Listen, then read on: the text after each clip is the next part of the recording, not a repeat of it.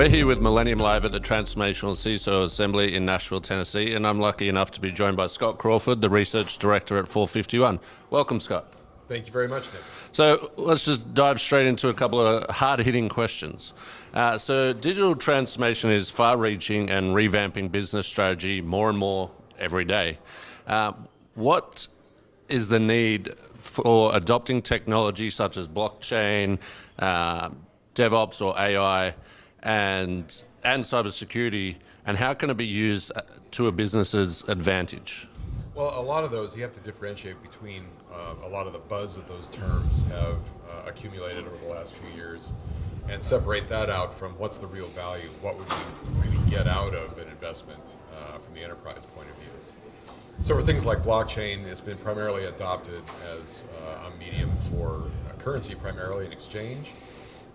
Trusted shared ledgers, so what are the applications that would make sense for that?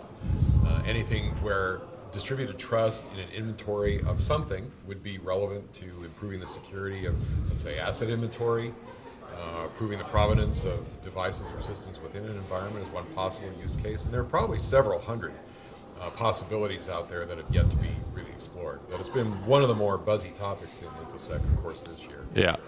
And more specifically in the cyber world, what do you see as the biggest challenge for cyber and technology executives in 2018? Well, a lot of those challenges have been the same as they have been for a long time. Security is kind of governed by the Pareto principle. 80% of the problems traceable to 20% of the issues.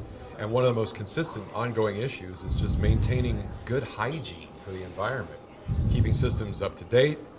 Patching remains a constant focus of attention, but it's got some real issues and faces real challenges in organizations. There's things like dependencies that make it really difficult to keep up with issues like the stress vulnerability, for example, critical application dependencies that make it non-trivial to just simply swap out components of an application architecture. So just maintaining good hygiene, good discipline, and also the factor of how people interact with technology. Technology is designed primarily to interact with people.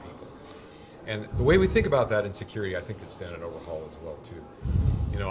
Edward Tufte likes to say that IT and drug dealers are the only two industries that refer to people as users.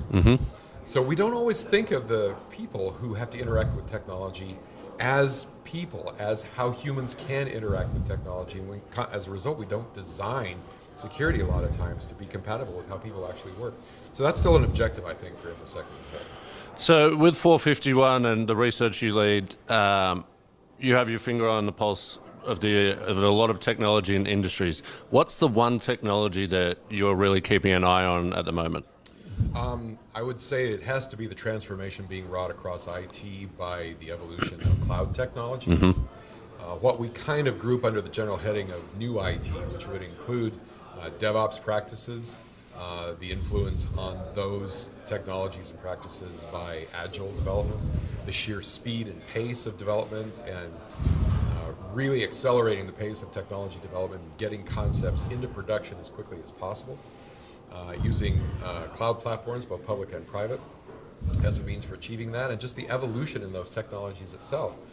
As we discussed here at the event, we've seen this ongoing progression towards what we at 451 call invisible infrastructure, meaning that the continued abstraction of infrastructure from virtualization to containerized approaches to serverless, which doesn't literally mean there's no physical infrastructure underneath that.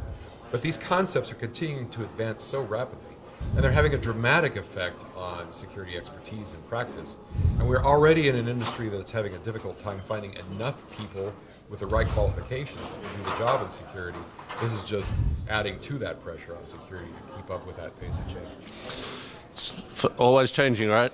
Absolutely. So up and coming technologies like AI you were mentioning are predicted to shed a new light on how businesses operate and strategize across all industries. How is 451 Research leveraging these new technologies in order to deliver the best service in the market, especially with your cybersecurity area? Well, we're keeping an eye on them mostly in terms of the influence that they're having on the industry. In our forecast of expectations for 2018, we said that we expected virtually every security product to be an analytics product, meaning that we see the integration of things like machine learning becoming pervasive throughout InfoSec for good reason. We need to be aware of the adversary and malicious behavior. We've been really challenged in doing that effectively as an industry in the past, so putting these technologies to work on those kind of problems has really kind of come into its own. But they also create some new problems of their own as well as opportunities. You can have all this information, but it begs the question, so what? You know, with all that information, what do you do with it? How do you respond? So this is part of the reason we've seen other technologies be stimulated by this evolution in tech, like security automation and orchestration, being able to automate the response to security incidents as they arise, being able to differentiate legitimate activity from potentially malicious activity, and taking action to protect the organization accordingly. We expect these technologies to continue to evolve in their sophistication. We expect them to have a positive and beneficial impact on the challenges that organizations have in hiring and finding personnel with the right expertise. And we expect that trend to continue for the foreseeable future. And switching gears a little bit, so Millennium Alliance is excited to partner with 451 Research this year. It's been great working with you guys so far. How have you found the Transformational CISO Assembly here in Nashville? Oh, it's been a great opportunity to network with practicing security professionals in roles of leadership. That's a pretty unique opportunity because those in roles of security leadership have got just inordinate challenges, as our keynote speaker Phyllis articulated last night. It's one of the most difficult areas to measure success as well as to demonstrate success. To some extent, it's still true that when nothing's going on, that's when you're successful. But how do you get that across to the management of your organization? How do you continue to further the necessary investment? The thing that's really helped the industry is that there's a lot more awareness of the nature of threat, the need to respond to threats across the board.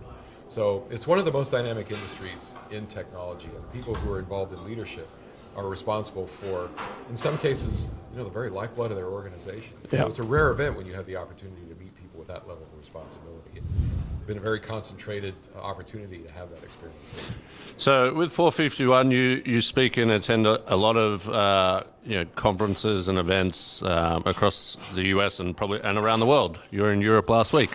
What really stood out? What stood out to you about the assembly here? The accessibility of the participants and the delegates. The fact that there was so much open exchange and conversation in the workshops and the roundtables. The roundtables particularly being a great opportunity to share experience. Yeah. And the fact that there's a lot of people who, they're just not aware of the benefits of experience of other practitioners in other industries. And a lot of people are still trying to, tackle the basics, learn to understand and speak the language of their business. So being able to learn from the experience of others who attend here has been really beneficial for them and certainly for us. Great. And what would you say is one of the benefits for cybersecurity executives to come to an assembly like this, to get out of the office and, as you were saying, share ideas and thoughts? Yeah, the opportunity to network with people with the same interests that you have, with the same level of responsibility, with the same X on their back that you have if you're responsible for security leadership in your organization, and to just get to know your peers better. What motivates people to get into this industry? Where are they succeeding? How? And why? And what you can learn yourself to apply to your own situation to do it better.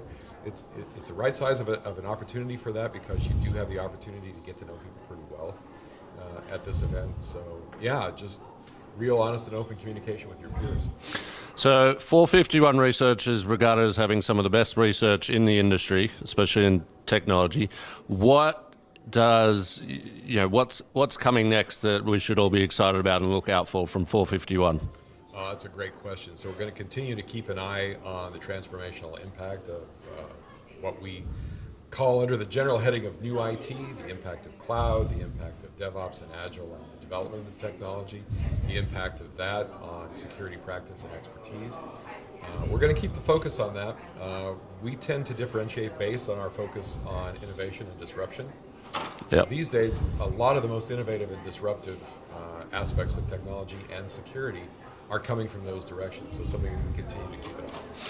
And just lastly, I'm going to hit you with the hardest one. What is your, for the rest of 2018 and looking towards 2019, what is your number one tip for cybersecurity executives? Treat people as people. Recognize that they're not just users. They are people, and they will respond as people will to what motivates people. That's probably the number one thing.